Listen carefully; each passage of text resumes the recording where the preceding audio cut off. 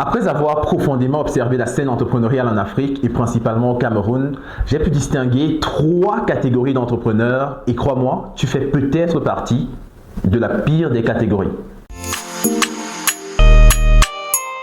Salut à toi et bienvenue sur la page DKP B-Learning. Je suis Paul Dormeau-Quinfac et sur cette page nous parlons de techniques de gestion, de stratégie et de création de valeur car nous sommes convaincus d'une chose, c'est que chaque Africain a une carte à jouer pour l'industrialisation du continent. Alors si cette thématique te parle, tu as 2 choses à faire. La première, abonne-toi à la page et active la cloche de notification pour ne rien manquer de toutes nos vidéos à venir.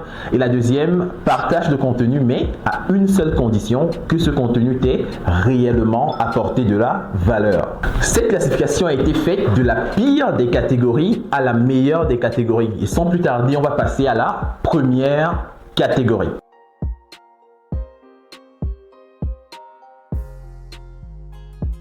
C'est la pire de toutes et j'avoue que ça a été difficile de pouvoir la classifier et de trouver un nom pour elle, mais finalement nous avons décidé de la nommer la catégorie des entreperdus. Pour eux, dans leur tête, ils sont des entrepreneurs, mais en réalité ce sont de gros pigeons bien nourris et bien dodus, surtout pour tomber dans tous les pièges qui se présentent, même les pièges les plus absurdes, comme vous allez le voir dans la suite de cette vidéo. Les points communs entre ces personnes peuvent être résumés en 2 principaux points. Le premier point commun entre elles, c'est qu'elles sont des personnes paresseuses. Pas une paresse du genre laver les vêtements le samedi ou le dimanche, une sorte de paresse que personnellement je qualifie de paresse entrepreneuriale. En réalité, ces personnes-là veulent créer de la valeur, mais sans fournir d'efforts. Elles sont suffisamment matures pour savoir que le portefeuille magique, c'est pas vraiment la voie à suivre, mais elles sont tout le temps attirées par les promesses de rentabilité du genre tu places 100 000 francs aujourd'hui, tu réussis à avoir 25 000 chaque semaine sans même avoir une idée sur le business concerné. Quelle absurdité! Et malheureusement, dans tous ces business, ils y mettent toutes leurs économies. Genre, il n'y a aucune épargne, ils y mettent toutes les économies parce qu'elles sont sûres et certains que oui, dans 3 semaines, dans 4 semaines, elles seront multimilliardaires après avoir placé 100 000 francs CFA. 100. Le deuxième point commun qu'on a entre ces personnes, c'est que ces personnes-là ne tirent aucune leçon de leurs erreurs. Et pour vous expliquer ça, je vais prendre un cas, principalement le cas dans le Cameroun, principalement le cas des personnes qui sont tombées dans la nappe pyramidale de Ponzi, du MIDA. Étrangement, quelques années plus tard, l'IMAL voit le jour et il est triste de se rendre compte qu'il y a plusieurs personnes qui sont tombées dans le cadre du MIDA, qui sont revenus une nouvelle fois pour réinvestir encore énormément de sommes avec toujours des promesses mirobolantes du genre.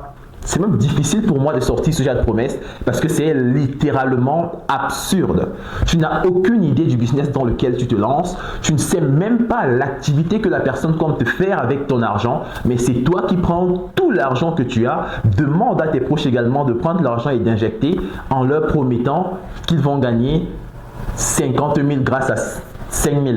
C'est absurde, c'est vraiment absurde. Et gardez-le toujours à l'esprit, comme Jordan Belfort l'a si bien dit, quand c'est trop beau pour être vrai, c'est que ce n'est pas vrai. Moi, à cette phrase, j'ajoute point final. La deuxième catégorie d'entrepreneurs que l'on retrouve, ce sont les entreparleurs.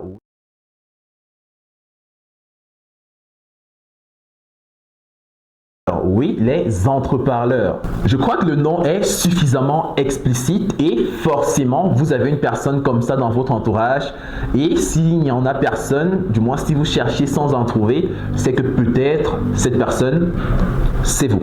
En gros, ce sont des personnes bien différentes des entreperdus car elles ne sont pas paresseuses. En réalité, elles sont même charismatiques la plupart du temps, mais ces personnes-là commettent une seule erreur. Et cette erreur, c'est la surcommunication. Vous allez comprendre pourquoi. En fait, elles communiquent sans avoir de résultats et bizarrement, elles ont généralement du succès.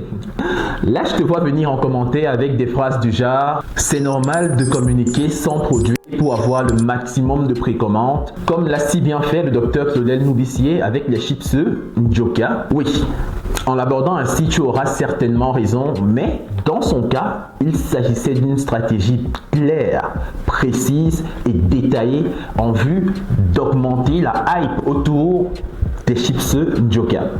Mais les entreparleurs, c'est autre chose. Par contre, bien qu'étant très logiques et même très pertinents quelquefois, ils se sont laissés emporter par leur communication. On connaît tous quelqu'un qui communique très bien, mais n'a aucun résultat concret. Le problème n'est pas la communication en elle-même, mais le principal problème c'est que la personne y croit dur comme fer et pense avoir réalisé des choses qu'elle n'a même pas réalisées. Le fait de surcommuniquer sur une activité lorsqu'on est un jeune entrepreneur entraîne souvent une sorte de paresse. Cette paresse-là fait en sorte que l'entrepreneur ne fournit plus d'efforts en pensant que ce qu'il dit face à la caméra est ce qu'il a déjà réalisé. Et c'est une très grosse erreur. Le seul conseil que je peux donner à ces personnes-là, c'est de communiquer sur ce qu'elles ont réellement fait et non sur ce qu'elles pensent avoir fait. La troisième et dernière catégorie regroupe les entrepreneurs proprement dits.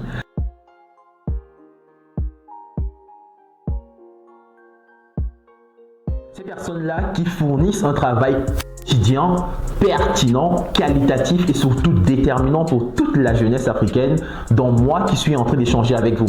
Je pense là personnellement à Philippe Simon de Investir au Pays. Je pense là à Stéphanie Bida de la page de Business. Je pense là au docteur Claudel Noubissier de la page de Startup Academy. Je pense là à Jean-Yves Bracbo de la page L'Investisseur Africain. Je pense là au coach Simon Ouedraogo de la page Coach Simon Ouedraogo. Bref, à toutes ces personnes qui travaillent dur au quotidien pour permettre à la communauté de passer un cap. Et voici, tu viens de découvrir les 3 catégories d'entrepreneurs selon moi, selon mon expérience personnelle. Dis-moi si cette classification est pertinente. Dis-moi dans quelle catégorie est-ce que toi, personnellement, tu te classes et je te répondrai certainement en commentaire. Rappelle-toi toujours de ceci. C'est parce que nous avons cru que nous avons commencé. C'est parce que nous avons commencé qu'on pourra devenir quelque chose. Believe, begin, become. Porte-toi bien et rendez-vous à la prochaine vidéo.